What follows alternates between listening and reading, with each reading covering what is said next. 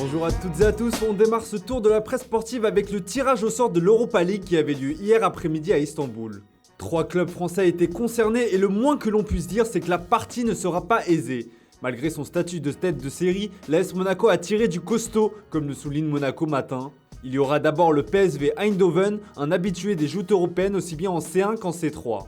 Il faudra affronter un autre morceau, la Real Sociedad de Mikel Oyarzabal. Le club basque a fini 5ème de Liga la saison dernière. Les Autrichiens de Sturm Graz font office de petits poussets dans ce groupe. L'OM quant à lui hérite d'un groupe particulièrement compliqué. Il faudra montrer le meilleur OM, alerte la Provence. Tombés dans le chapeau 3, les hommes de Sampaoli vont devoir se frotter à la Lazio de Sarri. Des déplacements longs et compliqués seront également à prévoir au Lokomotiv Moscou et à Galatasaray. Une poule qui s'annonce donc relevée mais assez excitante pour les supporters olympiens. Enfin, l'OL a une belle route à tracer, écrit le Progrès. La formation de Peter Bosz croisera le fer avec les Rangers d'un certain Steven Gerrard. Les deux autres formations de cette poule A se nomment le Sparta Prague, 2ème du championnat tchèque, et Brøndby, champion danois en titre. Nos clubs français ont donc connu des fortunes diverses durant ce tirage, à eux de réaliser le meilleur parcours possible. L'OL justement comptera sur l'Europa League pour pimenter sa saison, car pour l'heure le début de saison est bien morose. Mais la première victoire dans la douleur hier face au FC Nantes pourrait enfin redonner le sourire à une formation lyonnaise qui peine encore à adopter les principes de son nouvel entraîneur. Une courte mais précieuse victoire grâce à une réalisation de Moussa Dembélé qui a inscrit son 3ème but de la saison après avoir conclu un beau travail de Lucas Paqueta. Les Gaunes ont cette fois-ci su résister malgré l'expulsion de Damien Da Silva en fin de match. La saison est lancée, écrit le Progrès dans son édition du jour. Une victoire fondatrice pour les hommes de Peter Bosz qui n'ont désormais plus de temps à perdre.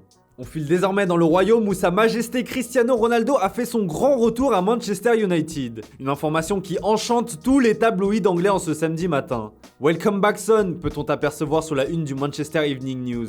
Reunited, écrit le Daily Express. Ce retour de l'enfant prodige à Manchester United est en grande partie grâce à Sir Alex Ferguson qui a joué un rôle déterminant.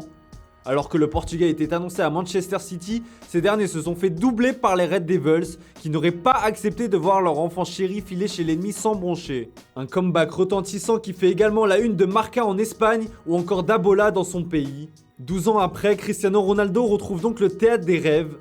Pour les nostalgiques, cette nouvelle a de quoi donner le sourire.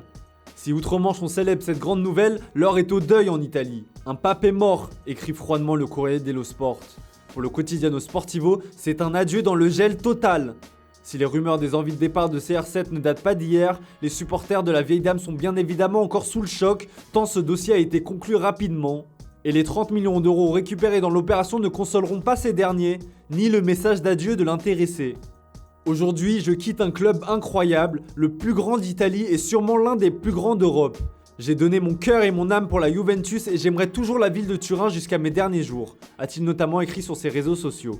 Si Ronaldo a rajouté de nouvelles lignes sur son palmarès durant ses 3 années de passage à la Juventus, il n'aura pas su ramener la coupe aux grandes oreilles à la vieille dame. Le départ du quintuple Ballon d'Or met fin à une ère à la Juventus. Il ne reste désormais plus que quelques jours pour lui trouver un remplaçant. Un premier pourrait débarquer et il s'agit de Moise Kean, comme l'explique la Gazzetta dans son édition du jour. Un accord serait proche d'être trouvé avec Everton pour le retour de l'attaquant italien. Le jeune Gianluca Scamacca de Sassuolo est également pisté par les Bianconeri qui gardent toujours également un œil attentif à la situation de Mauro Icardi. L'attaquant du PSG a cependant clamé son envie de rester dans la capitale si Kylian Mbappé venait à partir. Les derniers jours risquent d'être mouvementés à la Juventus. Et justement, on termine ce tour de la presse sportive avec le gros feuilleton de la fin de ce mercato complètement fou. Vous l'aurez compris, on parle ici du transfert de Kylian Mbappé au Real Madrid. Si du côté du PSG, on semble encore inflexible, malgré une deuxième offre madrilène avoisinant les 180 millions d'euros bonus inclus, on reste confiant du côté des merengues. On imagine déjà le trio Benzema, Vinicius, Mbappé qui pourrait porter l'attaque des madrilènes cette saison.